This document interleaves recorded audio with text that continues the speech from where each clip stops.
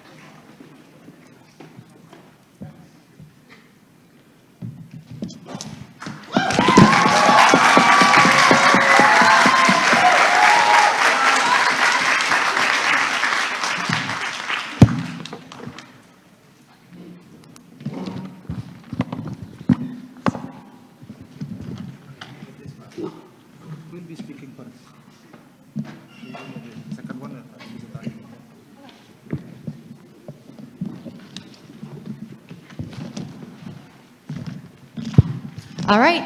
Hi, everyone, and welcome to the grand final round of National Schools Debating Championship 2023. In proposition, we have Jawa Barat, and in opposition, we have Sulawesi Tengah. Some notes before we start off. Since this will be live streamed, first make sure, the speakers, please make sure to utilize the mic every time you speak, be it in the podium or when you're delivering POIs. Second of all, as per WSDC rules, please ensure that disclaimers you provide prior to your speech are relevant to the speech that you're going to make. For example, gender pronouns, and also distinction between personal views and views that are expressed in your speeches today. Aside from that, the timer will start, and we will include the disclaimers you provide into your speaking time. All right, wishing you the best of luck, and without further ado, upon the motion, this House regrets the valorization of war. I invite the Prime Minister to start off the debate. Hear, hear.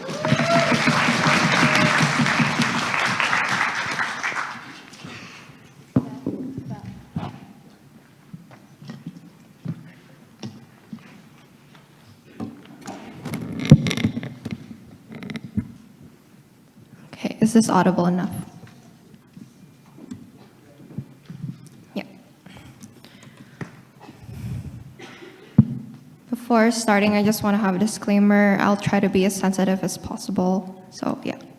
Starting my speech in 3, 2, 1. A world where you allow war to happen because it's justified is a world where you allow global superpowers to weaponize their bargaining position among other countries in the current status quo. War is not something that should be seen as gracious and be celebrated because of the glory that comes from it and the satisfaction of resolving something that happens because you think it's the best solution and the best alternative to solve an issue that is happening in the international community. You ruin all alliances and cooperation. Situations for all countries will be worse. You allow developed countries to prey on the injustices of the developing countries that are actually gonna be much worse under side opposition. Our path to victory is clear on two folds, panels. Firstly, valorization of war is morally wrong because the harms that occur will be extremely harmful to all parties involved in the current status quo. Secondly, you're only going to harm more parties in the international scale, and you ruin the context of alliances and connections and cooperation in the whole current status quo. That's why we're so proud to propose. But before moving on, 3 points of setup to crystallize this debate under side proposition. Firstly, under framework, let's clearly characterize what the valorization of war actually look like under our side of the house. I think there's several things to note under this.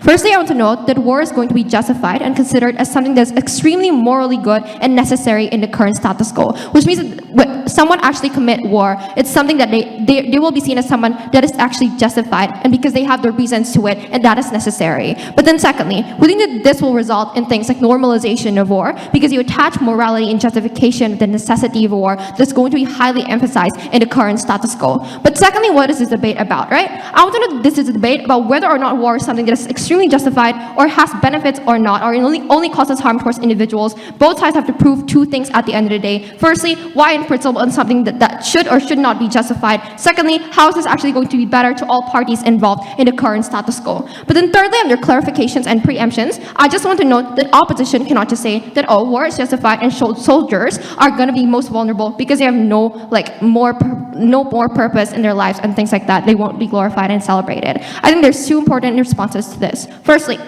I want to know that this is not a debate about soldiers. It is a debate that revolves around the existence of war itself and whether it's justified or not in the first place. But then secondly, war now isn't like the war in the 90s or in the past or centuries ago. Lots of technology are already advanced. They're using things like drones or easier access to nuclear weapons, bombs, etc. So it's going to be much easier for you to just conduct a war that easily and harm all parties that are going to be involved in the current status quo. So at the end of the day, more harm will happen anyway under their side of the house. But with that, then two important fundamental arguments inside my speech.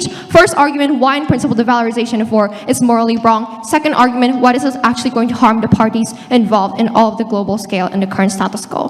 First argument then on the principle of the valorization of war, why is it actually morally wrong? Let's give a clear context of the current status quo panels. I want to know that the war in principle is not something that is inherently good because all parties that are involved in that type of war is going to be harmed anyway. Countries are not going to be likely doing anything when war is going to happen under side op. They're not going to stop a war because they think that is justified, i.e., it's just like how China doesn't stop Russia because they think that it's justified and what Russia is doing is actually good and have benefits. They have reasons, and China is not going to be stopped on the idea of war with Taiwan, for example, is going to exist, etc. So what's the premise under this argument? I think it's simple. War in nature is not something that should be justified and glorified in the current status quo, even if countries have reasons behind why they think and they actually do these types of war in the first place is going to be beneficial to other parties. It goes against the concept of humanity and being human to begin with. Without that, let's give an analysis. Why is this actually not justified in the current status quo? Why is it actually so bad? Which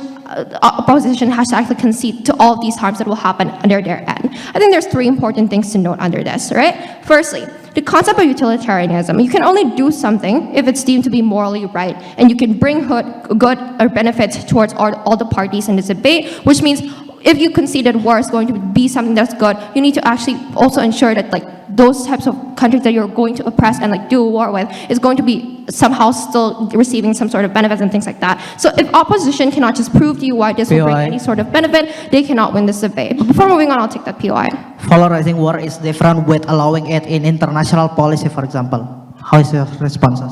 The reason why this debate exists relies on the concept of the existence of war in the first place. I don't get why that POI makes sense. But anyway, I'm going to engage to that point in further down in my speech then. Second reason then why this is actually not justified in the current status quo. I want to know that casualties are going to happen more under their side of the house. Even if they argue about things like soldiers, for example, it's still going to be bad for them anyway, because more victims are going to exist, more vulnerable people are going to be oppressed, more people are going to be harmed, innocent people, and things like that are just going to really be harmed, and that in and of itself, which is something that is not inherently justified to begin with. But then lastly, you glorify something that doesn't even bring you any sort of benefit, right? Because the concept of war itself is not actually in line with the concept of humanity. You're literally oppressing another significantly less powerful country just because you have a higher bargaining position in the current status quo. That's not something that we're actually supporting. Opposition has to concede to all of the harms that will happen under their side of the house.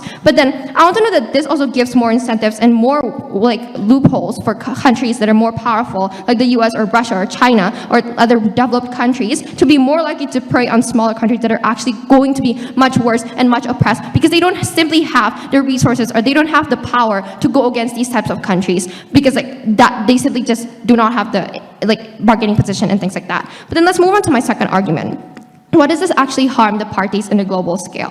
I want to note clearly, let's characterize the current status quo under this argument, why it's actually important. Note that the current concept of international relations or like in the international community is supposed to be balanced. If there's conflict between in the world or in some part of the world, for example, Russia and Ukraine, etc., and outside parties are there to try and help out and give aid. For example, parties like NATO or US or EU to actually help Ukraine that is happening in like which is vulnerable and things like that. But when war is going to be glorified and that's something that's justified and valorized under their side of the house, you don't have any of these things happening because everyone just normalize it, and you're going to give lesser incentives for these types of countries to actually help out in the first place. So what's the premise? The more you attach a meaning and justification to war, the more you allow and support the idea of it, which means that you automatically allow this to continually happen in the current status quo. You justify it more. You advocate these types of things to keep on happening in the first place. But structural reasonings then, why is this actually going to harm all the parties involved? I think firstly because the idea that like if a war happens and is committed, there's not going to be any things like sanctions being placed on these countries who start a war, i.e., Russia right now then, because of the war that they started with Ukraine, they will not be sanctioned. They can still do things like export and import, so they don't even receive any sort of harm that they're actually experiencing in the current status quo. But then secondly, there's not going to be anything like scrutiny or backlash or criticisms coming from the society because everyone simply just sees war as something that is justified and has reasons behind it and something that is actually important for the parties that are involved in that. So at the end of the day, we think that no one is actually going to care. No one will stop these types of things from happening because everyone has understanding that there's always reasons and justifications behind why or what reasons war actually happens in the current status quo. But what are the impacts? Three important things. Firstly, global superpowers turn to war and bully these little and less powerful countries because no one is stopping them. Secondly, world isn't going to be in chaos and a constant conflict because you allow these types of things to keep on glorified and happening. Thirdly, you ruin cooperation and alliances because no one has each other's back in the current international community. For all of those reasons, proud to propose.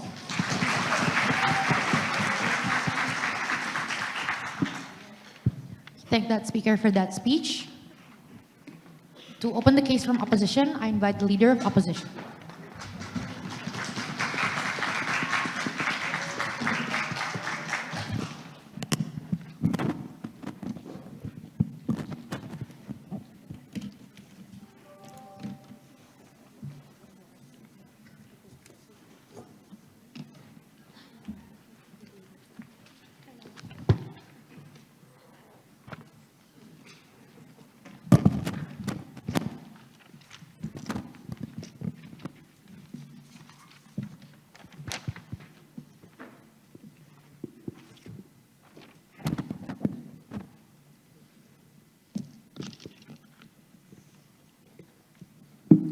War doesn't occur only because of valorization, where many reasonings from geopolitical tension, intercepting interest, and political instability will still exist irrespective of this motion, where it is a matter of saving your electability, where it is also a matter of your ideology, where valorization never means having more war to begin with, where this motion spreads as a narrative among individuals upon how you see these types of things. Therefore, what is important to note is not about the justification of war, because both sides will still happen anyway. And the biggest thing contributing towards this point is that proposition has no counterfactual whatsoever to prove why their comparative is actually better. The half of their burden is still missing. In considering the fact that this is a THR motion, not a this house opposes, it goes to show that their comparative is still lacking at the end of the day. Why is it better comparatively under their side when they're talking about bargaining power, etc., etc.? I think I would argue to begin with, Putin or many war leaders, for example, still do not know what this concept actually even means. Therefore, it goes to show what is important is not what the leaders actually perceive of this war, but what many victims or many soldiers are talking about within these types of wars. Considering the fact that, yeah, let's talk about the idea of bargaining power that they mentioned within their argument, for example. We still say that to begin with, war doesn't occur because of valorization, but because of many reasonings. But second of all, but what is important to note, considering the fact that after that analysis wars will still exist under both sides, what is important to note is that many victims are still, many soldiers are still victims of manipulation of government propaganda, or government tactics, telling you that you need to be a national hero, to always protect one another. And this is a way to protect these soldiers and give them the idea of respect, knowing the fact that they have no choice whatsoever. They are an impoverished new teenager, for example, that is just stepping onto life. Therefore, if they have no choice, at the very least, we give them a degree of respect, knowing the fact that they have sacrificed their life and contributed towards our nation. I think to begin with, the horrors of war and combating against your colonizer only for you to be labeled as a killer is truly an unjust nature, where it dismisses your contribution towards any sort of instances. The act of war means when you jump into the field and sacrifice every single instance of your life. Under our side, we support this narrative of valorization, means that we get more respect towards for the soldiers, where we respect for the safety of the people, where they're cherished within statues, for example, for those participating within war. But to begin with, let's deny their own. But moving on, I think like we can deny their own premises or framing, talking about this debate cannot happen 50 years ago. I think to begin with, due to the fact that this narrative can stem or can appear at any time, goes to show that this debate can happen at any time frame whatsoever. They cannot limit this to a one certain context. Therefore, it is still available under our side. Two arguments then coming from opposition. Number one, about the moral obligations to contribute back towards your heroes. Yes, there is a diversification between good governance and bad ones, but we will engage upon that later. But second argument then talking about the symbol of unity between people. First argument then about the moral obligation. To begin with, let's spread this under two characterization panels. Where first, let's talk about under the context of good governance. We said that it is contextualized when war is a form of last resort, where it is a degree of self-defense, where this looks like it is a way to gain independence from your own colonizers, where it is a degree to protect your legitimacy against Russia, where when you are under these traps, war is a degree of last choice that you are trying to pursue. Therefore, what do I mean by this? We say that the process of valorization is a way to respect your heroes, to contribute back towards our nations, where during these instances they see the ways in which their families get shot in front of them later, where they're the only actor that is willing to stand up, goes to show that their capability is actually there to begin with, knowing the fact that there is no incentive for them to pursue when they are impoverished, for example, when they are killed when their families are killed around their colonizers, when they have no reasoning whatsoever to combat against them, goes to show that we have a degree of moral responsibility to pay back. Before that, yes. We never said war is not going to happen under our side of the house. Our case was about what happens when you valorize it, which is going to be harmful because you normalize it and attach morality to it. How are you to ensure that people won't just turn to it more on your side of the house? I think what you need to prove is that you need to have a counterfactual first to prove at the very least why is it comparatively better, and suddenly things will be sunshine and rainbows, or suddenly ultimately be better. Moving on then, why is it important to consider this argument under our side? Two main reasonings. Number one, in these contextualizations of good governance, your form of heroes are the only actors that are willing to stand up, where we take on the benefit for you to suddenly combat going against your colonizers and also murderers, even though there is no benefit given towards you, goes to show that there is a moral obligation that is given towards you. But under these instances, we take on and rip away their benefit intergenerationally, because their contribution goes above and further than that, because they save the life of other individuals, where it operates contextually, where it also contributes back towards their families, etc. We cannot measure to what extent they have contributed towards the individuals. Goes to show that valorization is at the very least a way to pay back these heroes. Under government, if they have no counterfactual, if we just assume that you are trying to only demonize these soldiers, goes to show that you are not paying back your own moral responsibility. But second layer then, talking about the context of like war crimes, etc., and the worst types of governance. I think that on the perspective of the soldiers as a whole, let's focus on that. The soldiers are most likely going to be victims of government propaganda, where they are sold by narrative that they need to be a leader of the nation and contribute back, where they're enlisted because they have no other choice to put on their lives at risk and being put into the front lines and separate themselves from their own family without having degree of control, goes to show that they are a victim and a puppet of manipulation. Therefore, the least thing that we can do is to pay back their form of contribution. Under this context of manipulation, it's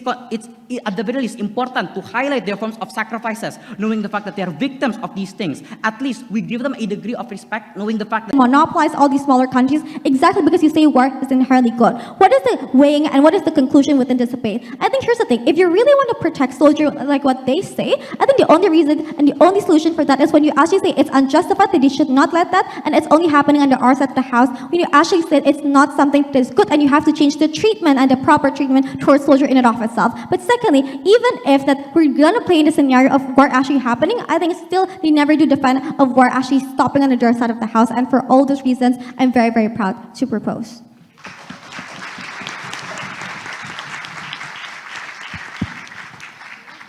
We thank that speaker for that speech. To extend the case from opposition, I invite the second speaker of opposition.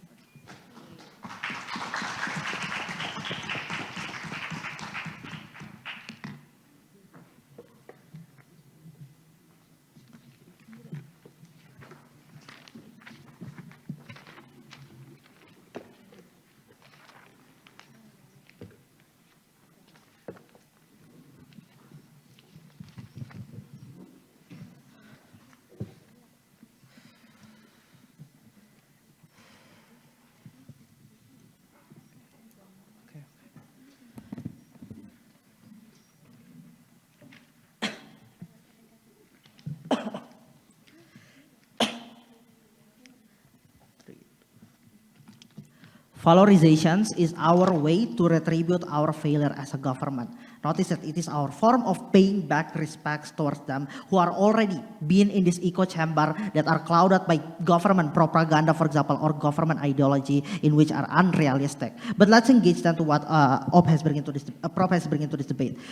Two reasons why Prop has failed. One, the spectrum of this debate is not as large as impacting international body, for example, as international body can actually allow war in and of itself. Notice that it is super unrealistic because war is in and of itself objectively harmful. The spectrum of this narrative is only things such as narrative, ladies and gentlemen. It is their cases is contingent upon too far-fetched scenario or too far-fetched claims, therefore you cannot credit it. But second, there are literally no counterfactuals that comes from them. In a motions that explicitly say that this house regret, you have the responsibility to actually provide counterfactuals. But this is important because they don't try to defend anything. They don't try to defend any vulnerable actors, for example. What actually they try to defend? If we ask that question, then they're most likely to not gonna answer it right. But let's clarify things before moving on to my rebuttal. First, we also already justified governments, for example, specifically good government, for example, who already commit to war. We not just protecting soldiers, but in and of itself, we can also protect the government, like my first speaker already said. We already told you this with mentioning that it is the last resort of self-defensing. Notice that things such as Ukraine, for example, things such as the Jewish people in Hitler era, and etc. It is the last resort, therefore it is still justified to some extent. But on the perspective of bad governance, for example, the one who are most impacted is the soldier in and of itself. Therefore, why we try to defend soldiers, individuals, for example, why we try to defend soldiers specifically is because they are the one who are mostly impacted, clouded by this extreme patriotism that push them to sacrifice their life, sacrifice or anything basically in order just to save their country, for example, even if it was birth lottery. But let's engage then to what Prop has been bring into this debate. First, regarding appreciation, they said that appreciation still exists in status quo. One, this is self-sustaining because the prerequisite for you to actually do this or for you to actually to make this exist on your house is to valorize this thing. The burden isn't fair from the very beginning. But second, even if yes, they were, it was true, ladies and gentlemen, let's engage them and let's be charitable. We will analyze it for them. We said that yes, it exists, but mostly it exists for the ones who are considered defending the good side, for example, e.g. Ukraine, Ukraine's infantry, for example, not Nazi soldier, for example, or not Russian infantry, for example, the one who are clothed with government manipulative propaganda, for example. Yes, you actually appreciate some soldiers, some spectrum of soldiers, but mostly it only considers spectrum of soldiers that defending the good sides of the war, for example. It is subjective, and you are not holistic within this scenario. But second rebuttal then, regarding they said that it will harm in a global scale because international body work most likely to not has this ability to actually help Ukraine, for example, or to actually mitigate the impact that Hitler has already imposed. We said that this is super unrealistic. Notice that there is already an established rule to actually regulate this type of things. Notice that just being realistic here, ladies and gentlemen, that war is objectively a crime because it imposed a macro scale crime, for example, that can potentially open opportunity to actually kill innocent people, for example, and etc. Therefore, it is super unrealistic, for example, for just UN, for example, establish a law that can allow war in and of itself. But third and last rebuttal then about sacrificing or pushing, we valorize that it is a way to push patriotism. We said that the premise is simple. To understand is moral standard is already different from the World War II compared to now. Now there is already an established law, for example, or an established belief that uphold human rights the most, for example. Therefore, it isn't likely, for example, to actually for humans, for example, to actually push into patriotism, for example. They know that war is a crime, even if in a scenario where things such as Ukraine or versus Russia is still conducted, it is in most case per case or 100 in a million cases scenario. But second and most of all, we said that narrative only cannot just simply push you to become extreme patriarchal in and of itself. You have the prerequisite of you to become like this is in and of itself extreme propaganda from the government, for example, like what Hitler always do. But listening to what my first speaker already said, we can concede two things. Many are the victims of propaganda, extreme patriotism that sacrifice for the country, even if it is not within the objective measurement of them. Therefore, we valorize it as a form of our respect and pay back to their contribution. Second, valorization can equate to symbol of unity throughout pride within the entire regions. Notice that this is important because we can maintain things such as political stability within the regions in and of itself. But before moving on to my extension, yes. Why is the current status quo with recognitions and appreciations of soldier is still not enough under the current status quo? I already proved. Unfortunately, you didn't listen. Mostly it exists to only appreciate who are considered defending the good side, e.g. Ukraine, e.g. Europe, and etc. compared to Nazi and etc. I will add and extend my first speaker argument by saying how we can stimulate good literature on status quo. Okay, let's jump into the substantive then. What would happen on the narrative in our status quo? One, education literature mostly dominated by the glorification of how much our soldiers or infantry has sacrificed, basically their life to save the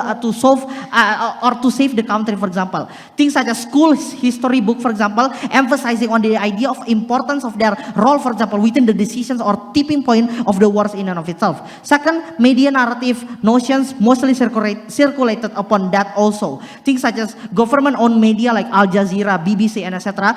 emphasize Bush decision, for example, putting atomic bomb since it was last resort, for example, or emphasize brave soldiers on defending a country, for example, that struggle on their independence and etc. But third, notions that close one friends, partners, or parents use to emphasize the idea of bravery, survivability, and etc. is this valorization of war.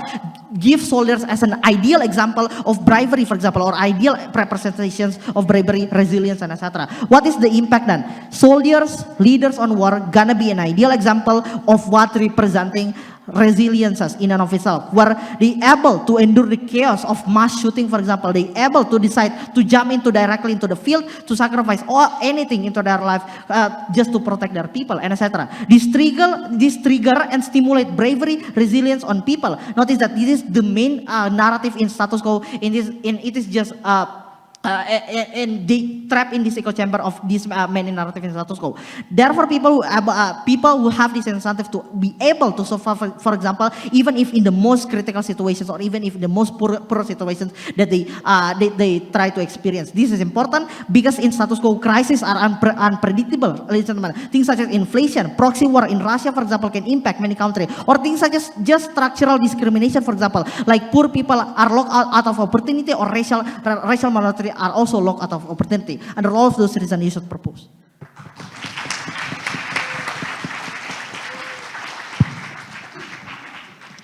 We thank that speaker for that speech. To conclude the substantive part of government side, I invite the secretary. Balance is actually happening because of this valorization of war. Now, before I move on to my second clash, can I take that POI? If people disagree with war and universally unaccepted, as you stated, then what's the urgency to regret? Look, yeah, currently people do regret war and are against it. But then on your side, when you valorize this war, you will actually justify it, and that is the harm that is actually happening, and that is what you need to defend, a status quo where people think that war is actually justified, right? Now then, onto my second clash, on which side would actually better benefits the soldiers in the first place. What are their claims then? What are their arguments? They said that first of all, there's going to be a lot of government propaganda, and secondly, they said that valorization will help to see these soldiers in a positive light, and it will acknowledge their contributions. Several responses to this. First of all, know that if side opposition wants to talk about government propaganda, this is something that is actually going to occur on both sides of the house, and it's going to be worse on their side. On side opposition, the government will say to its citizens that, oh, you can come, become our soldier and fight for our country. On their side, there will still be governments that say that, oh, being a soldier is honorable, right?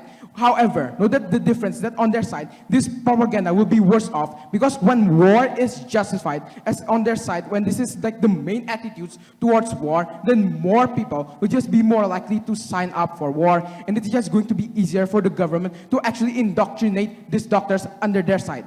Panels.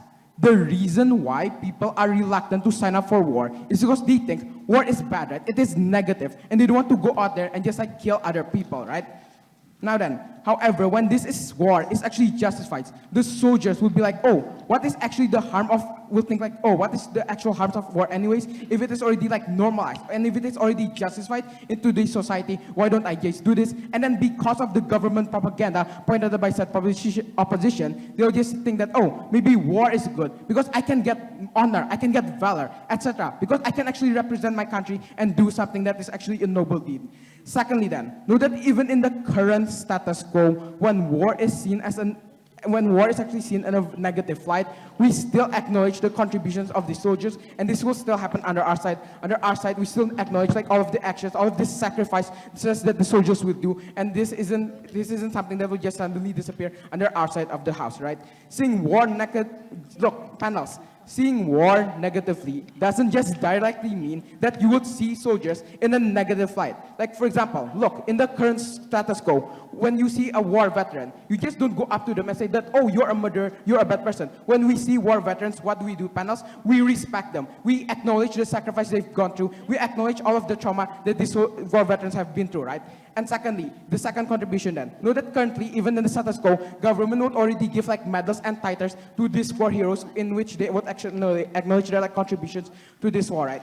Now, look, even in the worst case scenario, when we don't actually acknowledge these soldiers at all, which is just unlikely to happen, our side is still better, because on our side, we prevent a bigger harm from happening, the harm of preventing more wars. We prevent more innocents from dying in these unnecessary wars, because under our side, there will be more check and balances, and this check and balances isn't just prevented because of the valorization. So then if under our side, even if we don't actually acknowledge these soldiers, we are willing to make this trade-off, as the harm of not acknowledging soldiers is just way, way less than the harms of actually getting more wars and having more of these innocents getting killed, right? Under our side, this is what we actually advocate for. We don't want innocents to die because of causes that countries and governments would fight for, and this for all of these reasons, then vote for side proposition.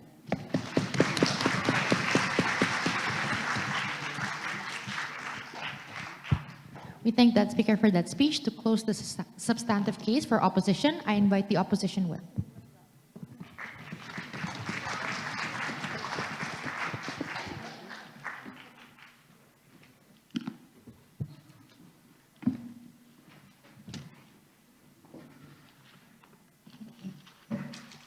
Audible? Check, check. Okay. 3, 2, 1.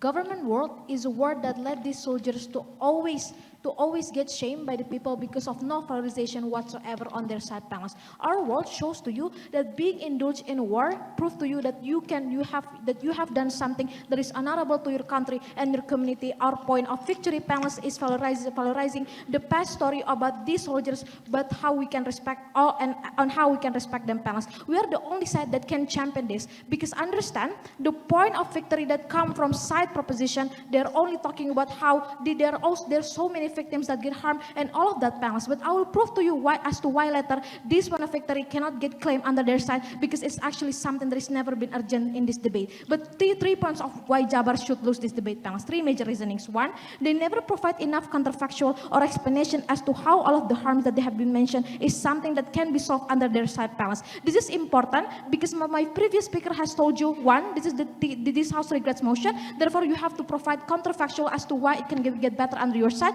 But secondly, it's important because in order for you to win this debate, you have to engage onto the worst case scenario that our side, that these people, that these people is actually, that these victims, that these soldiers is actually justified to get respected under our side panels. But the second respondent, we said that the jargonistic claim of how this harming the international body with no likelihood of as to how this will happen panels. This is unlikely because if you want to argue that they cannot help the victims of a Ukrainian, for example, because of we are valorizing them, panels. We said that in today's world now all the troops that is sent to Ukraine prove to you that Ukraine is also get back up by another country like another organization like NATO, for example, or like the US, meaning that meaning that Ukrainian is still get help by these other countries panels. But what happened inside Ukraine actually? They are valorizing their own sacrifices. Those soldiers who go to the front troops and fight for their country, right? What happened in Russia panels? They are valorizing these people that get to fight because they are fighting for their country, right? To prove to you that we tackle this down because the point of valorizing is the point you're respecting your own soldiers that go to the war panels. 2 point of independent rebuttals into a proposition that 1 under the idea that valorization did not create any check and balances of war. Panels, we still question first how. We said that this is only worst case that they claim is never have any end or conclusion that how this is possible to happen. But let's break this down one by one panels. 3 responses for this one. 3 responses for this one, right? 1, check and balances will always exist regardless, right? It proved to you that in status quo when people still accuse Sukarno, when people still valorize Sukarno, for example, there are also lots of media that shows the quote-unquote sisi gelap of Sukarno panels. Prove to you that this claim they cannot credit it at all because the side of the sisi gelap of Sukarno, for example, is still get exploited in society even if he gets valorized so much. But secondly, even if so check and balances will not happen, we said it's still okay because at the very least we instill the respect all people to the soldiers that can be created through historic book, for example, that can be created through the media and putting their name in the building name and all of that. But secondly, even worse under their side, even worse under their side panels, because they're never gonna champion the point of victory to the soldiers, right? But our side still can cater to the victim. I will explain to you later on my clash. But second respondent, under the idea soldiers will kill because of pure malicious intent. Panels 2 response for this one. We said that this is 2 worst case, right? We said that they are always shaped by the propaganda to begin with. The principle is the same as every crime that is done by the poor people, for example, is because of government ignorance that happened to them, right? Meaning that this is actually not their fault to begin with panels. But secondly, even if it's pure evil, we said that two reasons for this one. It's 1 million in thousands cases that this is wrong, for example. POI. That this is wrong. And secondly, they're still contributing to the country at the very least panels. So we said that it's still not pure evil attention, but even if it's pure evil, we said that there is still contribution that happened to the country and it's something that we still want to respect. Before I move to my clash, I will talk your PI. check and balances happen because of a negative attitude towards war. Why would the media and public scrutinize war if they think that this is justified? This is justified because these soldiers have gone into war, right? I think I have told you that check and balances happen in the media, for example, and the media affected by many people, right? This is the media that created like the Quran called Sisigla by Sukarno, for example, that explained to you that these people is actually check and balancing the side of the war that the people actually never see, and it creates counterbalances in society, right? Therefore, it's still I don't understand the point of that. But moving to my class, then talking about how this is morally wrong. Panels, government coming this debate and said that this is morally wrong and we should not justify this. Panels, let's see why they said it's morally wrong, right? A, they said it's not part of the principle of utilitarianism, and secondly, many people get harmed by this. Two response for this, panels. One, why are we appealing to the principle of utilitarianism to begin with, right? In the point of war, we said that there are never an explanation as to why we need to weigh the principle of utilitarianism to begin with. Why we still can win these panels? We said that why we still can win this point. We said that the idea of going to war is for the sake of the country and fulfilling this principle by polarizing them, right? We respect them, meaning that we want them to be honored, meaning that we prove to you the point of utilitarianism is still achieved under our side because going to war is for the greater good of the country, because bombing Hiroshima is for the greater good of the war, for the war to stop. But secondly, the case of that many people get harmed, panels. Yes, many people get harmed, but you cannot deny, but you cannot cherry picking who is actually get harmed in the war, right? Those people are part of the manipulation of the government to begin with, panels. But let's weigh the vulnerability then. Two weighing. One, they said these soldiers who sacrifice everything to fight for their country, right? Sacrifice the war, sacrifice their family and their life just for the country to be safe, panels. Meaning that this is the part of justification that is never been tackled by the government side of the house, right? But secondly, we said that the trauma that they get by going to war, panels, so you can fight for the country, right? Yes, we don't deny that there are lots of innocent people that get harmed, but it's a metric. There are also innocent people in this debate, panels. Therefore, we can achieve what we can achieve under our side is that we achieve the point of victory for the heroes, panels. Whether or not the honorable for these heroes still exists anyway, and people will still, and we said at the point of victims that people will still grieve under their side regardless what happened, whether or not these motions exist. But the point of soldiers, nothing, panels. They will never get any grief and only respect because they are seen as people that is pure evil under their side, and this is why we want to valorize, right? But moving to what my team has bring this debate then was that this is still moral because they're okay, because they're doing this for the country. Panels, government respond by saying there are still not the vulnerable people in this debate. Let's just assume that they are not the most vulnerable actors in this debate, but why valorizing them is still justified, panels, for two reasons. A, the mere principle of respecting those who have sacrificed so much, right? It's simple, panels, because those who sacrifice so much are those who deserve to be respected in this type of cases, right? Going to war is not something easy. Going to war is not something just you going to school every day, for example. Going to war is sacrificing all your physical or your mental to sacrifice your life to go to the war, panels. But secondly, the country owes them to begin with, right? They are the one who get manipulated by the government in the very first place. That is why the country actually owes them to get valorized in this debate, panels. But we win this point. But what we win in this debate is we win the principle and justification as to why this needs to be catered by these people, panels. We win our point of victory, and we have tackled down their point of victory that this is morally wrong. We said it's still morally justified under our side. Fought for Sultan.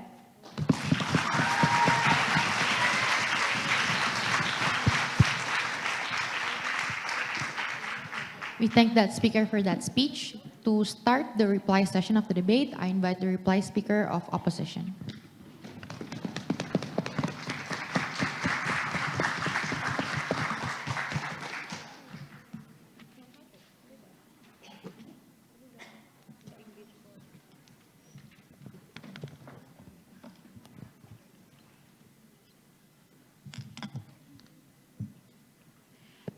If this debate operates on two different definitions, then they must define and prove why every single nation and every single autocratic, whether it would be democratic, etc., leader will apply this narrative which was never proven to begin with. And all of their contextualizations operates under the assumption yet there is no likelihood whatsoever. To begin with, we define this debate in which where this debate talks about the soldiers and also the nations who absorb and internalize the message inherently. Where I think because we only crash in definition, then let's just clarify and talk about the fatal flaws coming from proposition. 3 things here. Number 1, I think like if we take it at their best and assuming that all of their harms are true, and if there is no, all of their harms are true, that there will be more wars, but if there is no counterfactual, then it's ultimately a net zero, especially if they consider that war will still happen anyway. Then what's the point if you are talking about this, if there is no comparative? How will it suddenly be at the very least minimized in terms of consequences? Meaning that half of their burden is still unproven at the end of the day. But second of all, a second fatal flaw then, I think like because we already proved to you, like war doesn't necessarily happen because of a sudden narrative that operates and proliferates within the status quo, as if it is existing within the vacuum. It exists because leaders want to show their strongman capability. It exists because our human nature craves for war and constant needs to want resources and exploit upon it. Therefore, during these instances, especially if they considered, it will still happen anyway and operates on a maximized basis. But the team that can win is the team that can prove, who at the very least caters towards the victims and how they perceive towards themselves, and who gets the degree of respect, especially for the soldiers who are victims of this manipulation and the heroes who cater and contributed towards the nation inherently. But third of all, I think also Likely, when we told you since PM, the only thing that will happen is more conflict and war to happen because people normalize it and they think that it's inherently justified and necessary in the current status quo. But then what is their case, right? They told you 2 things. That the valorization of war is empowering, it is a concept of unity, and that is the only justification they gave. This is not enough for 2 things. Firstly, I want to know that in the worst case scenario where we don't even appreciate things like soldiers more, which is what their entire case was about, this is still going to be worse for everyone in the current status quo because that doesn't make up for the fact that this kills the cooperation in the current status quo, kills the collective consciousness that war is not the solution to everything. But then secondly, people won't understand that the valorization of war is not needed when you heavily normalize it. You still won't receive any sort of scrutiny and backlash in the media, for example, when they say, especially because they say it's not enough in the current status quo, they never prove to you why they're going to get these types of things in the first place. But then secondly, let's give a clash on soldiers, right? What did we tell you? We told you 2 things, that soldiers will only be treated even worse when you justify suffering within giving gross food or like facilities like bad beds and room. But then how does this actually mostly affect the main solving mechanism of countries' conflict, where under their side of the house, war is only going to be the main solution that people and countries turn to. Secondly, diplomatic solutions will then not be done at all. But then their case, they told you 2 things. They'll acknowledge soldiers more, there's government propaganda.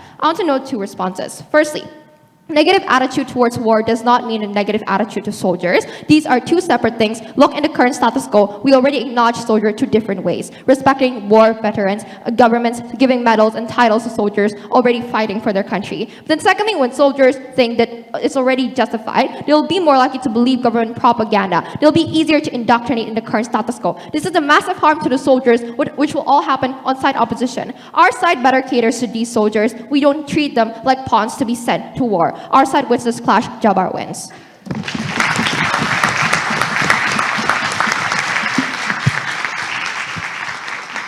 We thank that speaker for that speech, and this concludes the round. Now, a round of applause for the teams up front.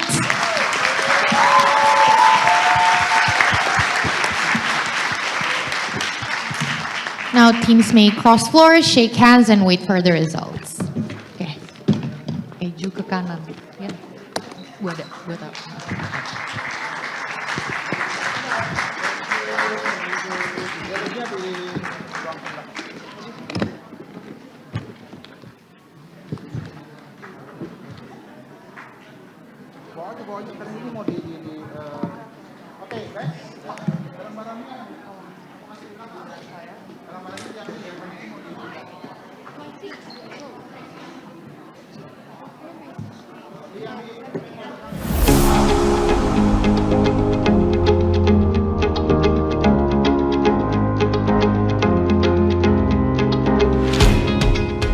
Sejak 1960, kami berupaya memberikan kontribusi bagi bangsa dalam membangun dan mencerdaskan melalui pendidikan.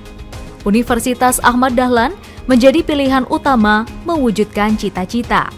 Setiap tahun, tak kurang dari 7.000 mahasiswa baru dari dalam dan luar negeri bergabung bersama kami.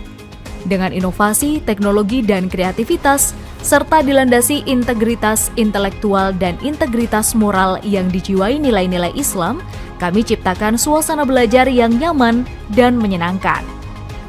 Kepercayaan masyarakat kepada kami dibuktikan dengan meningkatnya jumlah mahasiswa baru dari tahun ke tahun. Saat ini, lebih dari 26.000 mahasiswa aktif yang berasal dari berbagai wilayah di tanah air. Upaya internasionalisasi terus kami lakukan, ditunjukkan dengan adanya sebaran mahasiswa asing dari mancanegara.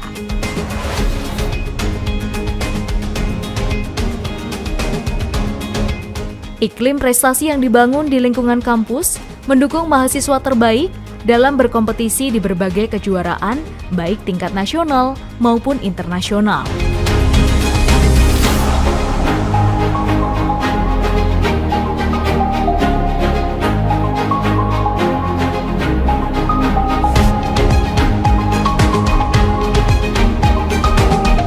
Kami memberikan bekal pengalaman kepada mahasiswa untuk mengikuti berbagai program kerjasama internasional dalam bentuk joint degree, double degree, short course, summer camp, dan program-program kompetisi pada level internasional. Sebagai perguruan tinggi Muhammadiyah, kami menjadikan Al-Islam dan Kemuhammadiyahan sebagai landasan bagi seluruh kehidupan kampus. Pembelajaran menyenangkan dengan beragam aktivitas untuk mengembangkan potensi bakat dan minat yang dimiliki mahasiswa. Organisasi kemahasiswaan yang lengkap serta 3 organisasi otonom Muhammadiyah menjadi pilihan terbaik bagi mahasiswa dalam menyalurkan minat dan bakat baik di bidang akademik maupun non-akademik. Seiring dengan perkembangan teknologi yang semakin pesat, fasilitas jaringan internet kami tingkatkan untuk kemudahan dalam proses pembelajaran e-learning, berbagai transaksi pembayaran, dan perkuliahan. Kami memiliki smart room yang dapat mengintegrasikan semua sistem informasi manajemen kampus yang ditampilkan pada dashboard eksekutif sistem, sehingga dapat mempercepat pengambilan keputusan dan layanan pada dosen, tenaga kependidikan, mahasiswa, dan orang tua yang semakin cepat dan optimal. Selain itu, kami juga dapat melakukan analisis media sosial, teleconference, maupun online meeting. Dukungan lebih dari 750 tenaga pengajar berkompeten yang memiliki kualifikasi terbaik di bidangnya. Sejak 2017, kami memperoleh akreditasi A institusi oleh Badan Akreditasi Nasional Perguruan Tinggi atau BANPT. Selain itu, berbagai capaian lainnya telah berhasil kami raih.